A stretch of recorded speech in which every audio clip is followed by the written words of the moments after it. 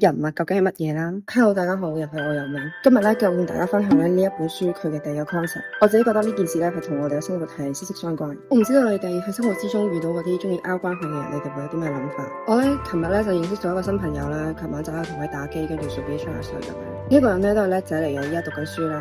佢咧就覺得佢啲同學咧非常之市儈啊，可能有一啲好細嘅職銜咧，已經咧會即刻咧去阿諛奉承啊，係咁拗啊，係咁咧做舔狗啦。咁咧其實我好多朋友咧都覺得呢一啲行為係非常之嘔心嘅，包括我本人啊，我都覺得其實係好肉酸嘅做呢一啲嘢。但係其實點解你會覺得呢啲行為肉酸咧？